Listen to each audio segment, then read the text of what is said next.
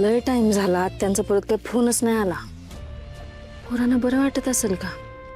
हे पण येणं झालेत लवकर, नाहीतर गेलो असतो दोघं पण बघायला.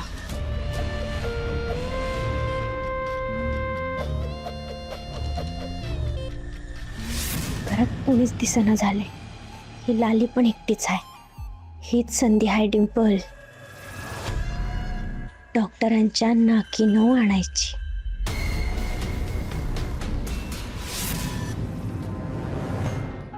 लाली वहिनी, काय ग, कुठं काय होतीस? मला वाटलं गेलीस तुझ्या घरी परत. असं तुला बरं सोडून जाईल म्या. अगं वाईज इथं काम होतं ना म्हणून गेले होते. घरचे कुठं गेल्यात? दिसेना झालीत ना म्हणून विचारते. ते ऋतिक आणि हौसाला बरं वाटत नाहीये ना, त्यांना दवाखान्यात घेऊन गेलेत सगळे. अयो, त्यांना अजून पण बरं वाटेना व्हय? नाही ना ग, नुसता जीवाला घोर लागून राहिलाय. त्यांच्या तब्येतीत सुधारणा होण्याऐवजी बिघडतच चालली आहे तब्येत. सगळं माझ्यामुळेच होतंय ना. माझं त्यांना असं म्हणालेच नसते गोळा खा, तर एवढा त्रास त्यांना झालाच नसता. माझ्यामुळेच ऋतिकाने हौसाला दवाखान्यात जावं लागतंय. डिंपल, तू नको मनाला लावून घेऊस. तुला काय माहिती होतं का पुढे हे सगळं असं होणार आहे ते? नको त्रास करून घेऊस. त्या मिरच्या आहेत ना, त्या उलट्या पालट्या कर. चांगलं ऊन लागू दे, म्हणजे चांगल्या वाळतील त्या. हा, करते.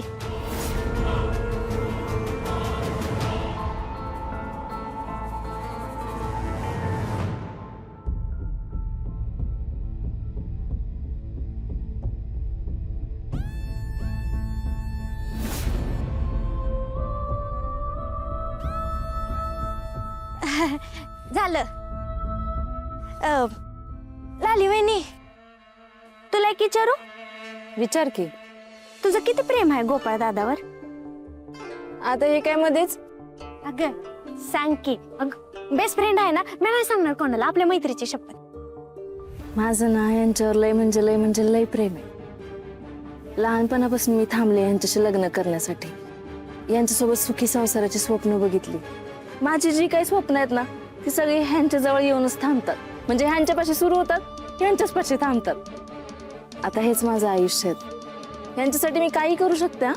असं समज, ह्या लालीचा जन्म फक्त गोपाळरावांसाठीच झालाय. ओ माय गो टू लव. अगं चांगलंय.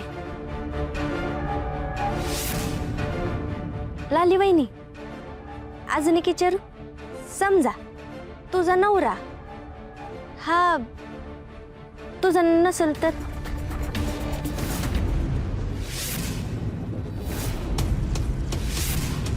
माझा नवरा माझा नाहीच म्हणजे?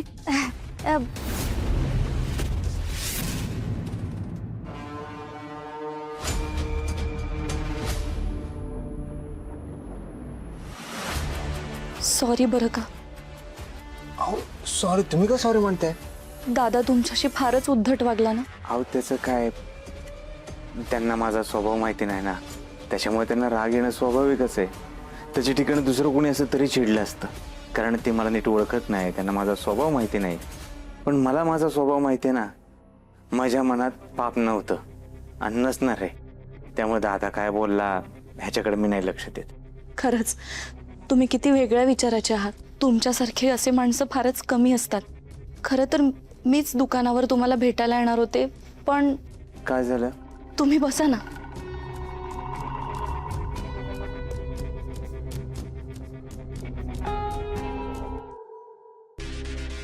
खरं तर त्या दिवशी मी तुम्हाला भेटायला आले होते ना, तेव्हा मी घरच्यांना न सांगता आले होते.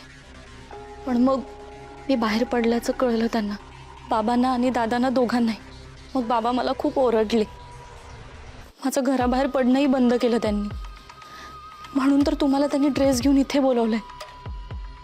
तुम्हाला माझ्यामुळे किती त्रास झाला ना. विभावरीजी तुम्ही ऐका ना, तुम्ही नका त्रास करून घेऊ. हे बघा, तुम्ही मला भेटला काय, मी तुम्हाला भेटलो काय? आपलं भेटणं गरजेचं आहे ना. भेटलो, झालं, सगळं संपलं. हो, पण असं इतरांच्या नजरेखाली राहून मला तुमच्याशी कसं बोलता येईल? तुम्ही नका टेन्शन घेऊ, फार विचार करू नका तुम्ही. ते बघू काय करायचं नंतर. हे बघा, हा ड्रेस शिवून झालाय, याचं फिटिंग चेक करा. बोल की. माझा नवरा माझा नाहीच म्हणजे काय? काय नाही, तू कर तुझं काम. हा, जाऊ दे. हे असं काय विचारते? हिनं यांना कुठल्या पोरीसोबत पाहिले का काय? डिंपल थांब. तू असला प्रश्न का विचारलास? तुला तुझ्या दादाबद्दल काही माहिती आहे का? काही संशय बिवशय आलाय का तुला? हसायला काय झालं? हा, अगं बोल की. तुला दुसरं काही येत नाही का? असं का वागतेस? म्हणजे एकतर हसायचं, नाहीतर कोडं घातल्यागत प्रश्न विचारायचे. अगं, तू माझ्या प्रश्नाचं उत्तरच कुठं दिलंयस? अगं तुझा प्रश्नच एवढा विचित्र आहे, काय उत्तर द्यायचं? चांगला मला कळलं असा प्रश्न विचार. विचारू? नीट उत्तर देशील का? पण आता समजा, जर गोपाळ दादा टेलर नसून डॉक्टर असेल तर काय करशील?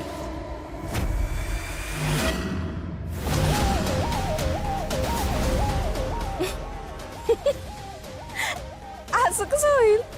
म्हणजे माझा नवरा टेलरचा एकदम डायरेक्ट डॉक्टर? अगं, आधी माझ्या प्रश्नाचं उत्तर तर दे. जर गोपाळ दादा टेलर नसून डॉक्टर असेल तर काय करशील तू?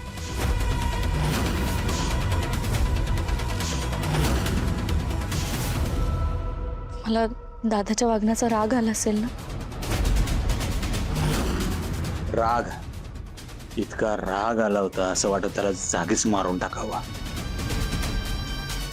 तुम्ही असे गप्प का? बोला ना.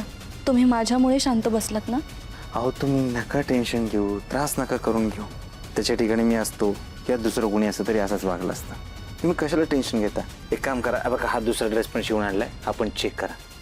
काय फिटिंग असेल तर सांगा, म्हणजे चेक करता येईल लगेचच. हो, तुम्ही बसा.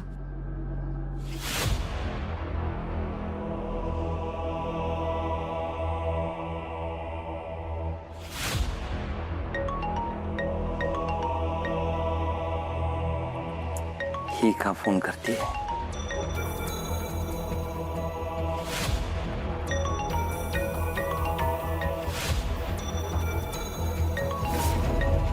तर डिंपलने काही कांड केलं नाही ना? हॅलो, अहो ही डिंपल जे सांगते ते खरं आहे का?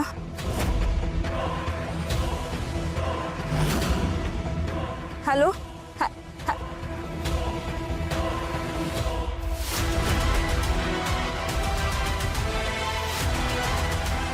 हो, ते ड्रेस परफेक्ट. गोपाळजी कुठे गेले?